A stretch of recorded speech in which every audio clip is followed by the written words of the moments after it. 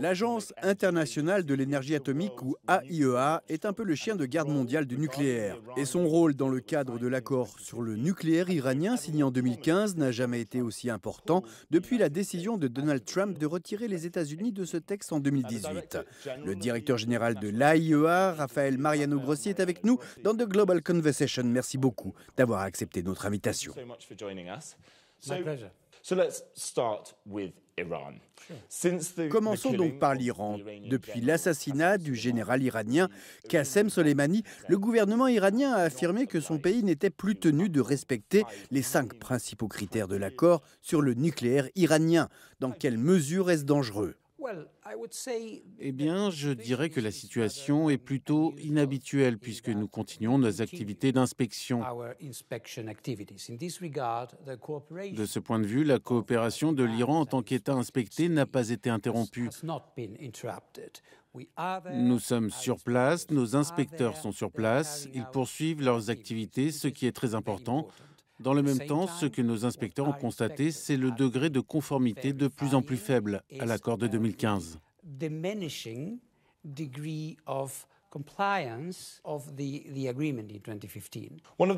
Le ministre iranien des Affaires étrangères, Javad Zarif, a dit que ces étapes qui ont été franchies sont réversibles. Pensez-vous que les activités nucléaires iraniennes soient réversibles? Et que peut-on entendre par réversible? Comme vous l'avez dit, réversible est un terme subjectif. Ce qui peut être réversible pour certains ne l'est peut-être pas pour d'autres. Je suis convaincu que notre valeur, la valeur indispensable de ce que nous faisons, c'est que nous exposons les faits. Mais un retour en arrière est-il possible concernant tous ces faits?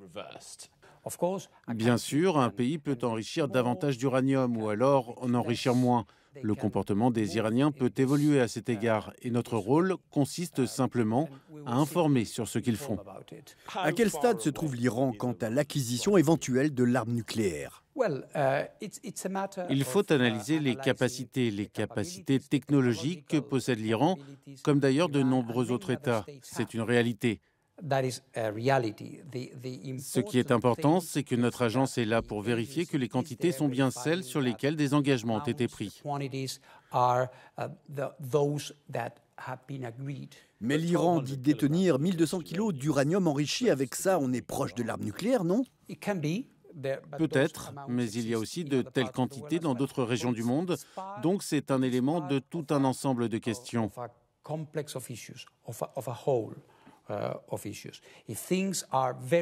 Si des contrôles ont lieu, si nos inspecteurs sont sur place, si l'Iran respecte le protocole additionnel à l'accord de garantie généralisé conclu avec notre agence, alors évidemment, la communauté internationale sera toujours rapidement avertie en cas de développement, disons, inquiétant.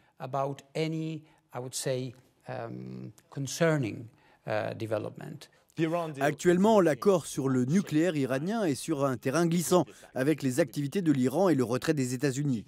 Selon vous, y a-t-il une possibilité que cet accord survive? C'est du domaine de la politique. Il revient aux pays de donner les raisons de leur action ou de leur inaction de ce point de vue. Mais concernant la réalité sur le terrain, seule l'AIEA peut vérifier ce qui se passe. Au final, la non-prolifération de l'arme nucléaire est une décision souveraine qui relève des États. Quand un État choisit la non-prolifération, il peut agir en ce sens et l'agence est là pour le confirmer. Après la France, l'Allemagne et le Royaume-Uni ont annoncé qu'ils lançaient le mécanisme de règlement des différends prévu dans l'accord sur le nucléaire iranien. Mais ils ont décidé de suspendre le délai prévu pour son application. Qu'est-ce que ça signifie selon vous et que fait votre agence en attendant? Nous devons garantir la continuité de notre mission d'inspection. Évidemment, s'il y avait une interruption dans le travail de nos inspecteurs, il est clair que ce différend qui serait résolu par ce mécanisme serait beaucoup plus important que ce qu'il n'est actuellement.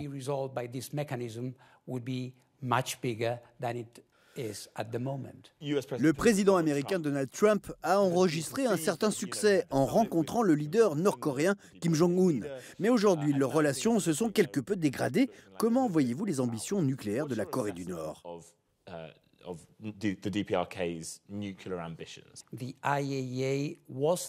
L'AIEA a été sur place pendant longtemps jusqu'à ce que nos inspecteurs soient expulsés du pays il y a plus de 10 ans. Donc plus d'une décennie s'est écoulée sans une présence continue de nos inspecteurs sur place. Est-ce que cela veut dire que nous avons jeté l'éponge et que nous avons interrompu notre travail? Absolument pas.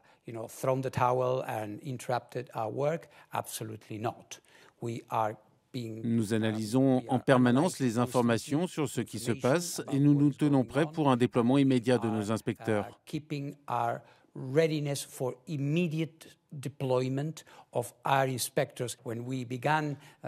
Quand nous avons entamé cette relation complexe, la Corée du Nord était un pays qui avait des ambitions, mais qui n'était pas doté d'armes nucléaires. Aujourd'hui, c'est un État qui dispose d'armes nucléaires, la détention de son arsenal étant attestée. Donc la situation générale est différente au niveau politique et technologique. Et vous parliez des ambitions de la Corée du Nord. En l'occurrence, je pense qu'on devrait arrêter de parler d'ambition. C'est un État doté d'armes nucléaires. Donc nous devons essayer de revenir en arrière et de stabiliser la situation autant que possible.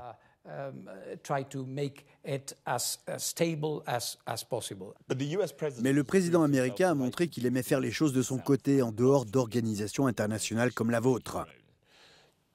Pensez-vous qu'il voit un intérêt à ce que votre agent se rende en Corée du Nord ou qu'il voudrait plutôt y envoyer des inspecteurs américains? Eh bien, je crois que concernant un accord, si un accord est conclu avec la Corée du Nord, je suis persuadé que cette agence jouera un rôle indispensable.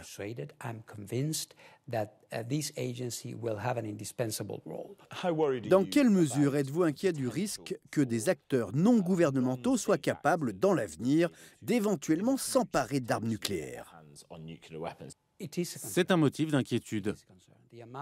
La quantité de matière nucléaire, et quand je dis matière nucléaire, je ne pense pas uniquement aux armes nucléaires, mais à l'uranium enrichi ou encore aux matières radioactives que l'on trouve dans les établissements de santé partout dans le monde. Eh bien, cette quantité augmente, ce qui est une bonne chose.